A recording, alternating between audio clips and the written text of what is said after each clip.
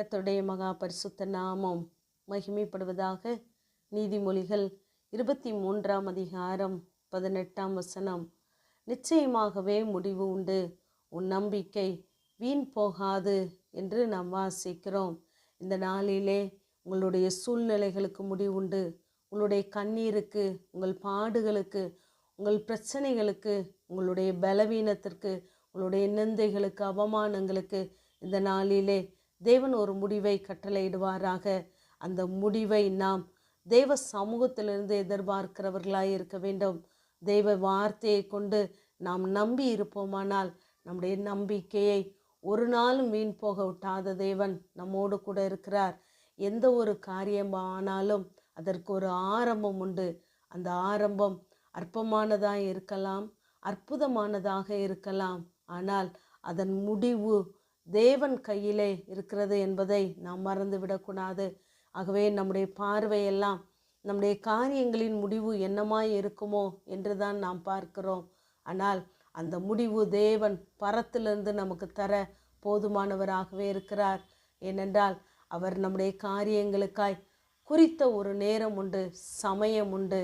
பிரசங்கி 9ஆம் அதிகாரம் 11ஆம் வசனத்தின் கடைசியிலே நாம் வாசிக்கும் பொழுது சமயமும் தெய்வ செயலும் நேரிட வேண்டும் என்று வாசிக்கிறோம். தேவன் நமக்காய் குறித்து வைத்த நேரமும் தெய்வ சித்தமும் நம்முடைய வாழ்க்கையிலே எப்பொழுது சந்திக்கிறதோ அப்பொழுது நம்முடைய காரியங்களுக்கான முடிவை தேவன் கட்டளையிட அவர் போதுமானவராகவே இருக்கிறார். மோசேயை குறித்து நாம் பார்க்கும் பொழுது 3 மாதத்திலே பார்வோன் அவனை முடித்துவிட நினைத்தான். ஆனால் முடியவில்லை. தன்னுடைய 40வது வயதிலே தான் செய்த தவறினாலே தன்னுடைய வாழ்க்கை இதோடு முடிந்துவிடும் என்று மோசே நினைத்தான். ஆனால் அதுவும் முடியவில்லை. ஆனால் தன்னால் ஒன்றும் முடியாது என்று தன்னுடைய 80வது வயதிலே நிற்கும் பொழுது உன்னால் முடியும் என்று தேவன் அவனை பெயர் சொல்லி அழைக்கிறார். ஆகவே அவனுடைய வாழ்க்கையிலே தேவ திட்டத்தை வைத்த தேவன் அவன் நினைக்கும் போதெல்லாம் முடிவடையாத அந்த வாழ்வை தேவன் மறுபடியுமாய் அவனுடைய வாழ்க்கையின் ஆரம்பத்தை வைத்தார் என்று நாம் பார்க்கிறோம். ஆகவே நம்முடைய வாழ்க்கையிலும் நிச்சயமாகவே ஒரு முடிவுண்டு. முடிவுக்கு பின் ஒரு சமாதானமான ஆரம்பமும் உண்டு என்பதை நாம் மறந்து போக வேண்டாம். இங்கு யோவான் 2ஆம் அதிகாரத்திலே இயேசு அங்கு முதலாம் அற்புதத்தை அந்த கலிலேயாவில் உள்ள கானா ஊரிலே செய்கிறார். அங்கு இயேசு அழைக்கப்பட்டிருந்தார். இப்பொழுது திராட்சரசம் அங்கு குறைவுபட்டது என்று இயேசுவின் தாய் அறிந்தவுடனே அவரை பார்த்து திராட்சரசம் இல்லை என்று சொல்லுகிறாள். இப்பொழுது இயேசு சொல்லுகிறார், என் வேலை இன்னும் வரவில்லை என்று சொல்லுகிறார். இவர்கள் ஜனங்களை பார்க்கிறார்கள், திராட்சரசத்தை பார்க்கிறார்கள். இந்த திராட்சரசம் ஜனங்களுக்கு போதுமானதாக இல்லை என்று தெரிந்தவுடனே குறைவுபட்ட போது அவரிடம் தெரிவிக்கிறார்கள். ஆனால் இயேசு குறித்த வேலை இன்னும் வரவில்லை என்று சொல்லி காத்திருக்கிறார். இங்கு இப்பொழுது இயேசு வேலைக்காரர்களை பார்த்து கற்சாடிகளிலே தண்ணீர் நிரப்புங்கள் என்று சொல்லுகிறார். பந்தி விசாரிப்பு செய்கிறவர்களை பார்த்து மொண்டு ஜனங்களுக்கு பரிமாறுங்கள் என்று சொல்லுகிறார்.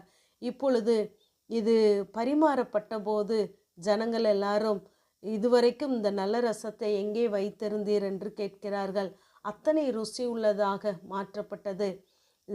பொதுவாக யூதர்கள் தன்னுடைய திருமண நிச்சயிக்கப்பட்ட உடனே அவர்கள் இதற்கான வேலையை ஆரம்பித்து விடுவார்கள். அங்கு ஆலையிலிருந்து கொண்டு வந்து எத்தனையோ முறைகள் அதை பாடம் பண்ணி தான் அந்த ரசம் வெளியாகிறது. ஆனால் இங்கு தேவன் ஒரே வார்த்தையினாலே எத்தனையோ நாட்கள் கடந்து நடைபெற வேண்டிய ஒரு விஷயத்தை ஒரே வார்த்தையின் மூலமாய் அங்கு செய்து முடித்தார். நம்முடைய வாழ்க்கையிலும் நாம் அநேக நாட்களாய் நம்முடைய முடிவுகளுக்காய் காத்திருக்கலாம். ஆனால் கர்த்தருடைய வார்த்தை வரும் பொழுது நிச்சயமாகவே அது முந்தியே நடைபெற அது போதுமானதாக இருக்கும். ஏனென்றால் தேவன் கட்டளையிட நம்முடைய வாழ்க்கையில நடைபெறும். ஆகவே நிச்சயமாகவே முடிவுண்டு. உங்கள் நம்பிக்கை வீண் போகாது. ஆமேன். ஜெபம்.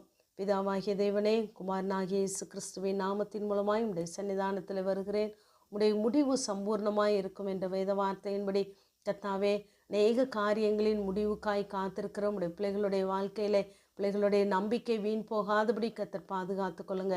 இயேசுவின் மூலம் ஜெபங்க எங்கள் நல்ல பிதாவே. ஆமேன்.